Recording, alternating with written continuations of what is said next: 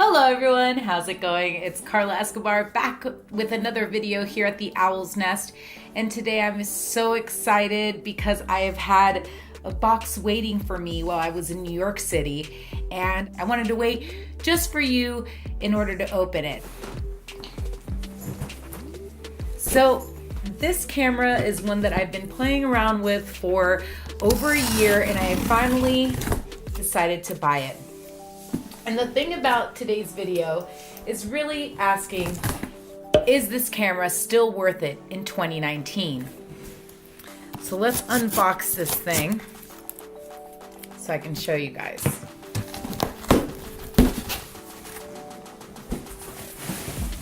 All right, guys, it's the Canon 1Dx Mark II. First, let's get it out, okay? So what is in the box? Okay, so it comes with the charger, and the Canon 1DX uses LP-E19 batteries, and they're not cheap, and they're quite big, but the great thing is that they do last hours. I know people who've had just 2 batteries, and it can last them like over 10 to 12 hours as far as a full shoot. So I think that's one of the big pluses from having these massive batteries, because they obviously are not cheap and they're definitely not compact. Okay, the little Canon camera strap. Looks like these are the connectors for the charger. Okay, the solution discs. Okay, instructions. Those are always good. I'm getting close to the actual camera. I'm like cringing trying to figure out how to open this without it like pulling at me. There we go.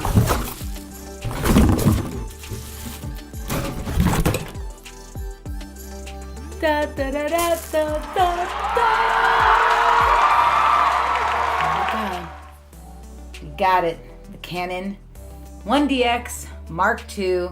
To actually be feeling it, it's really not as heavy as I expected. And as you can see, it has the vertical grip, so you can just easily be kind of switching off without having to do too much. So I love this. Now, the Canon 1DX is a full frame camera with interchangeable lenses. And why did I choose this one over the brand new, well, not brand new, but the Canon 5D Mark IV, is that this one's really built great for video, not just photo. And I feel like the 5D Mark IV really does its justice for photographers, but when it comes to all the optimal needs, this camera still is one of the best on the market to get everything I need. I've shot commercials on this camera, I've shot events, I've shot major campaigns, and it's worked out so great. And the thing is it worth it still in 2019? 100%, because the Canon 5D Mark III I've had for over 5 years, and it works still as an amazing camera, and I love it, especially for photography. But when it came to video, you can barely shoot at 60 frames per second at 720 with the Canon 5D Mark III. So they do very different things, but it really helped me understand how DSLRs work, being able to put great videos together for interviews and a lot of awesome events that I did. So there's nothing wrong with still getting something like a DSLR camera, but I really needed something that I could shoot on at 60 frames per second in 1080 and even in 4K, and also take it up to 4K and shoot pretty much all the cinematic stuff I want at 24, 29 frames per second. And the biggest thing too is at 120 frames per second, this does have a little bit of a crop, and it shoots up to 1080 in 120 frames per second. But what I love is that it's pure butter. The truth is that it's because this is like $4,000, almost a $5,000 camera that I bought. Now, some people might be saying, no, this is actually a $6,000 camera. Well, if you do your research, you can buy the Canon 1DX either used or refurbished for less than the market price, which is currently over $5,500. So by going and doing a little bit of research, really going in and getting some discounts, I was able to get this almost $1,100 less than the market price. And that's what made it really worth it for me, because I was gonna get everything I need and still not pay the full price of a brand new camera. And not to mention, the rumors are that Canon will be bringing out their Mark III or 2DX, whatever they're gonna end up calling it, in 2020 for the Olympics. So because of that, I also didn't wanna shed out that extra, $1,200, and instead I bought the 85mm. So this was a really good investment, I think, because it's just not going full out with the $6,000 and still getting a great useful camera. Now, of course, buying a refurbished or buying a used camera comes with its risks, but this does still come with a 90-day warranty, and you can add a 2-year warranty on top of that for only a few $100. So that's also another big benefit to looking for a used or refurbished camera when maybe you don't have the full money to shed out. I'm really getting some of the smoothest, some of the most buttery shots that I have ever seen. It's up to you what camera you choose for your adventures, but after trying this out, this really was everything I needed. Sorry, there's a fly in the room. This does have a touchscreen autofocus, and that's something that I've noticed is really fast on the field. Some of the drawbacks that some people might find, as I mentioned, is that the battery is very, very big. So just to show you a bit of a comparison, this is the LPE19. This is a small ion, like regular battery for your Canon 5D Mark III and DSLR cameras.